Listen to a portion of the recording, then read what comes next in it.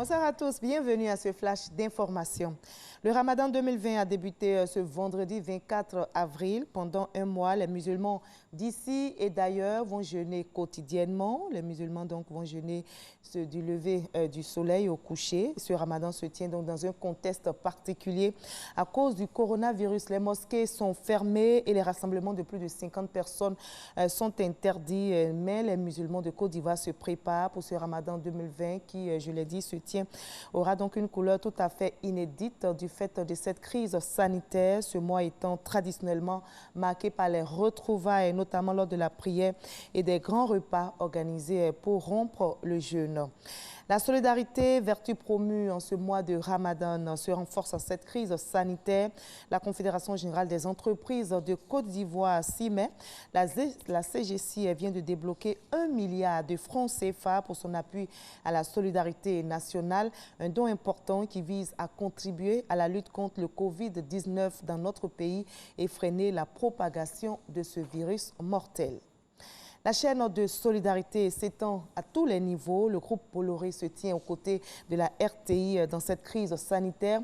Sa filiale Pacossi vient d'équiper la radio-télévision ivoirienne en kit de lavage des mains. Des lavabos ultra modernes et économiques ont été installés, comme nous l'explique Abdoulaye Koni. Pour freiner la progression de la maladie à coronavirus, le lavage des mains fait dorénavant partie intégrante de nos habitudes quotidiennes. S'inscrivant dans la lutte contre ce virus mortel et silencieux, le groupe Bolloré vient d'équiper la RTI de 4 lavabos autonomes. Comme vous le savez, depuis quelques semaines, notre pays est lui aussi, à l'instar d'autres pays dans le monde, touché par cette pandémie.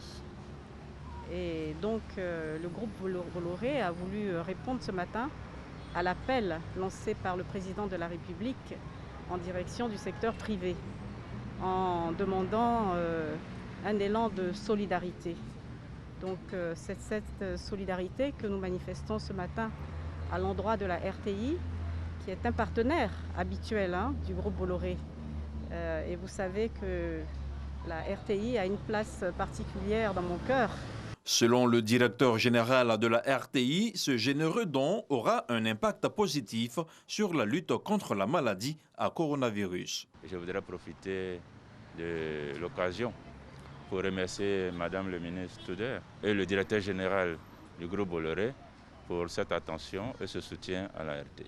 Des lavabos spécialement aménagés qui répondent à toutes les normes sanitaires, pour que les agents de la RTI, comme les visiteurs qui sont amenés pour le bon fonctionnement du service à être ici, puissent, n'est-ce pas, être dans les conditions sanitaires les meilleures.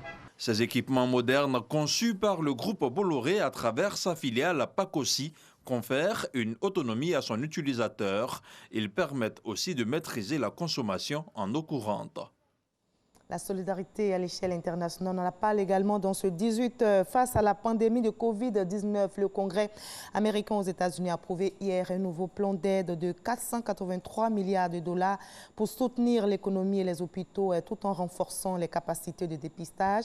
Les membres de la Chambre des représentants à majorité démocrate ont adopté ces mesures par 388 voix pour et 5 contre avec une abstention.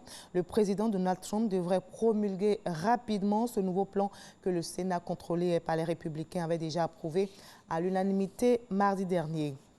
Ici en Côte d'Ivoire, le ministre de l'Environnement et du Développement durable a entrepris ce matin une visite de terrain à la baie de Cocody. Joseph Seka est allé échanger avec la société chargée de traiter les odeurs nauséabondes qui se dégagent de ce site. On en reparlera ce soir à 20 h. À l'étranger, au moins 12 rangers du parc naturel des Virunga ont été tués, ainsi que plusieurs civils dans une attaque armée près de Goma, dans l'est de la République démocratique du Congo.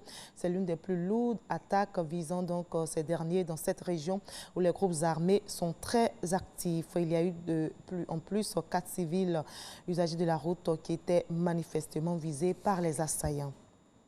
C'est une victoire pour les associations de défense des migrants en Israël. La Cour suprême a invalidé une mesure phare d'une loi visant à encourager les demandeurs d'asile à quitter le pays. Elle les obligeait à déposer 20% de leur salaire sur un compte en banque bloqué.